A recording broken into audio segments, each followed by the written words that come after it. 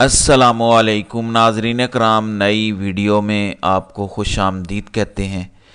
6 ججز کے خط والا معاملہ قاضی فائز عیسیٰ کا اس طرح پیچھا کرے گا یہ کسی نے سوچا نہیں تھا۔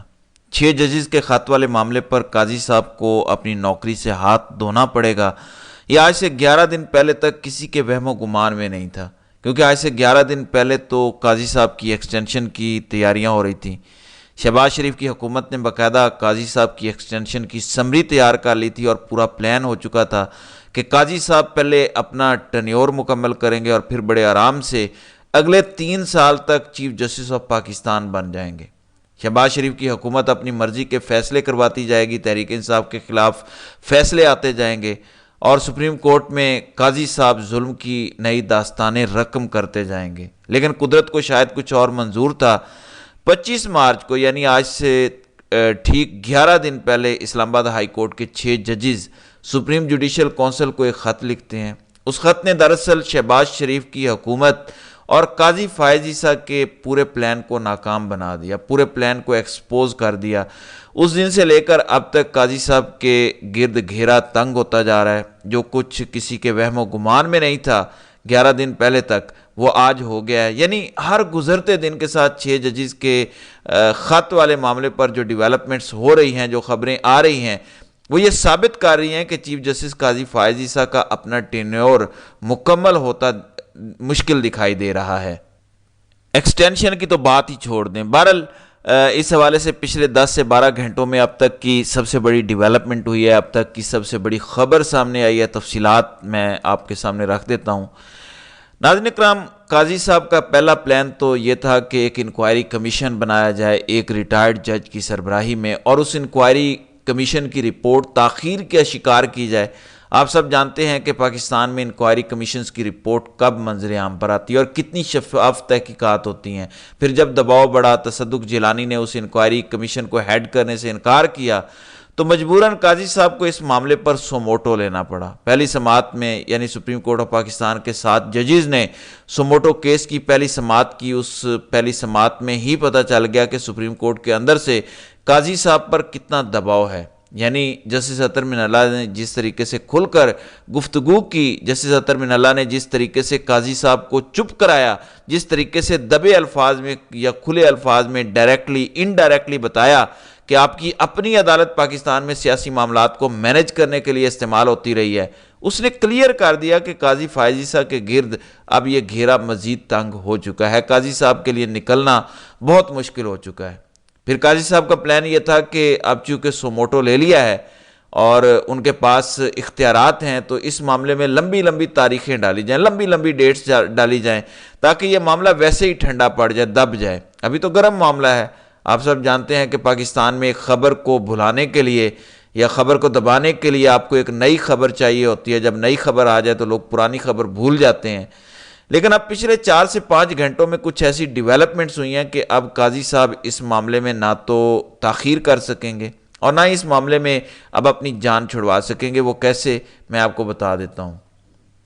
ناظرین کرام، میں آپ کو مسلسل آگاہ کر رہا تھا کہ یہ 6 ججز اکیلے نہیں ہیں، ان کے ساتھ اور ججز بھی ہیں، ان کے ساتھ بار کونسلز ہیں، ان کے ساتھ باقاعدہ عدلیہ کا ایک پورا مضبوط دھڑا کھڑا ہو چکا ہے جو ہر صورت ان کو انصاف دلوا کر رہے گا۔ آپ نے سپریم کورٹ میں پہلی سماعت میں دیکھا کہ کس طریقے سے ان ججز کے حق میں بات ہوئی۔ یعنی جب پہلے دن فل کورٹ بینچ بلایا تھا سپریم کورٹ آف پاکستان میں قاضی صاحب نے سوموٹو نوٹس لینے سے پہلے، اس میں ہی اختلافات سامنے آ گئے تھے۔ اس میں ہی کئی ججز نے کہہ دیا تھا کہ یہ 6 ججز ہمارے ہیرو ہیں۔ اس پر آپ کو رپورٹ بھی میں کر چکا ہوں۔ اس کے بعد پھر لاہور بار ایسوسی ایشن نے باقاعدہ چیف جسٹس قاضی فائز عیسیٰ سے مطالبہ کیا کہ آپ اس پر جوڈیشل کمیشن بنائیں، 3 حاضر سروس ججز کو سپریم کورٹ سے لیں اور جوڈیشل کمیشن بنائیں جو انویسٹیگیٹ کرے، تحقیقات کرے، اور آپ خود اس جوڈیشل کمیشن کا حصہ نہ ہوں۔ عمران خان بھی یہی مطالبہ کر رہے تھے۔ اس کے بعد پھر اسلام آباد بار ایسوسی ایشن کی جانب سے یہی مطالبہ سپریم کورٹ سے ہوتا ہوا نظر آیا۔ یعنی قاضی صاحب سے ملک کی بار کونسلز یعنی تگڑے وکلاء مسلسل پچھلے 11 دن سے یہ مطالبہ کر رہے ہیں کہ آپ خود اس کیس سے الگ ہوں اور آزاد ججز پر مشتمل ایک کمیشن بنایا جائے۔ پچھلے چند گھنٹوں میں کیا ہوا دیکھیں، یہ تو بار کونسل ہے نا ہائی کورٹس کی، یعنی لاہور ہائی کورٹس یا اسلام آباد ہائی کورٹ کی۔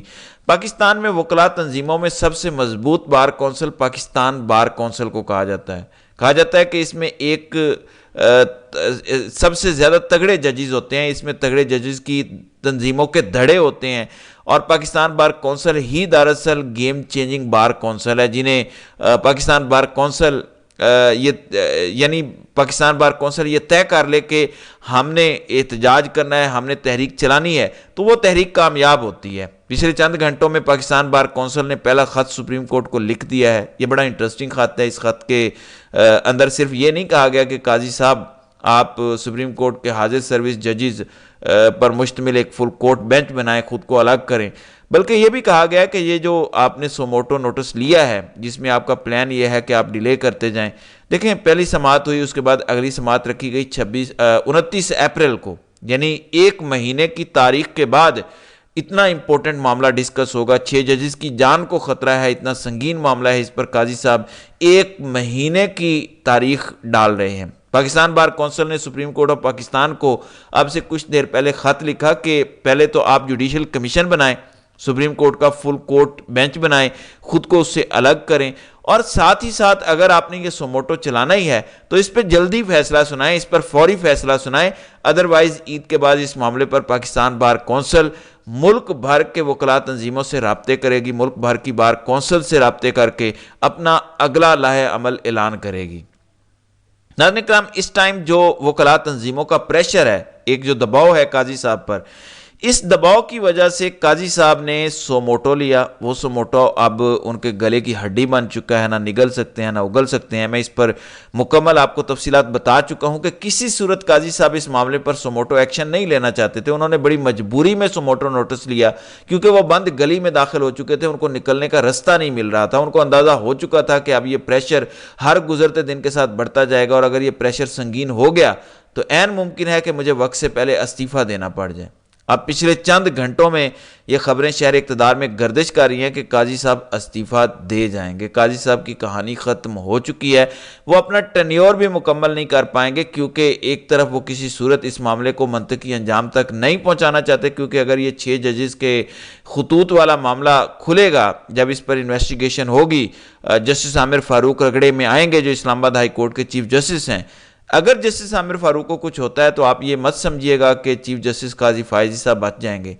قاضی صاحب کا نیکسس، عامر فاروق کا نیکسس قاضی فائز عیسیٰ کے ساتھ ہی ہے، تو ہر صورت میں قاضی صاحب بھی بہت برے طریقے سے پھنس جائیں گے۔ مطیع اللہ جان نے کچھ دن پہلے ہی ٹویٹ کیا تھا کہ چیف جسٹس عامر فاروق یہ کہہ چکے ہیں نجی محفلوں میں کہ اگر ان سے استعفیٰ لیا گیا، اگر بات ان تک آئی تو پھر وہ تمام نام لیں گے، وہ تمام فائلیں دکھائیں گے جو پچھلے 9-10 مہینوں میں اسی قسم کے فیصلے کرتے آ رہے ہیں، جس قسم کے فیصلے چیف جسٹس عامر فاروق نے کیے۔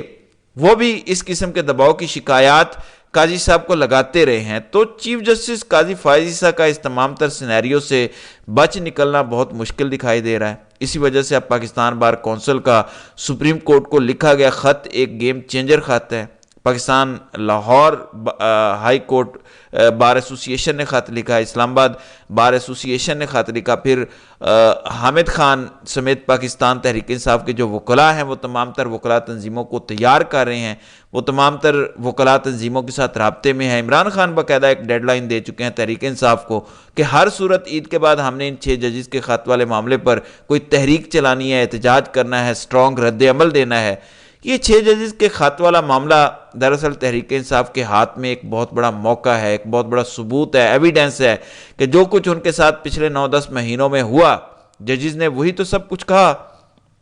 عدالتیں ریلیف نہیں دے رہی تھیں، عدالتوں سے سزائیں ہو رہی تھیں، اگر سزائیں نہ بھی ہو، ریلیف مل بھی جاتا تو پولیس غیر قانونی مقدمات میں اٹھا لیتی۔ اب جبکہ ان 6 ججز نے پہلا قدم اٹھا لیا ہے، یہ 6 ججز بارش کا پہلا قطرہ بن گئے ہیں، تو کسی صورت عمران خان یا تحریک انصاف اس معاملے کو، اس موقع کو ضائع نہیں کرنے چاہتی۔ اسی لیے تو تمام تر وکلاء تنظیموں کو، اسی لیے تو تمام تر بار کونسلز کو اکٹھا کیا جا رہا ہے، اور یہ بڑی امپورٹنٹ سچویشن ہے کہ اگر ملک بھر کی بار کونسلز پاکستان تحریک انصاف کے ساتھ کھڑی ہو جاتی ہیں، اگر عمران خان کے ساتھ کھڑی ہو جاتی ہیں، تو آپ کو عید کے بعد ایک بہت میسو احتجاج، ایک میسو پروٹیسٹ ان 6 ججز کے حق میں نظر آئے گا، سپریم کورٹ میں بیٹھے قاضی صاحب کے خلاف نظر آئے گا۔ قاضی صاحب کے لیے الٹی گنتی شروع ہو چکی ہے۔ 11 دن پہلے تک وہ ایکسٹینشن کی تیاریاں کر رہے تھے، 11 دن پہلے تک وہ ان کا پلان تھا کہ بڑے آرام سے ان کو 3 سال کی ایکسٹینشن شہباز شریف دے دیں گے، بڑے آرام سے وہ شہباز شریف کے اور شریف خاندان کے کیسز معاف کر کے عمران خان کو رگڑا دیتے جائیں گے۔ لیکن 11 دنوں کے بعد پوری سچویشن تبدیل ہوئی، وہ جو ایکسٹینشن کا پلان تھا، اپنی نوکری بھی مکمل نہیں ہو رہی، اس پلان میں تبدیل ہو چکا ہے۔ بہرحال دیکھتے ہیں کہ اس حوالے سے آئندہ آنے والے دنوں میں مزید کیا اپڈیٹ سامنے آتی ہیں۔ تو ناظرین کرام، آپ کی اس ویڈیو کے حوالے سے کیا رائے ہے؟ آپ اپنی رائے کا اظہار کامنٹ سیکشن میں ضرور کیجیے گا۔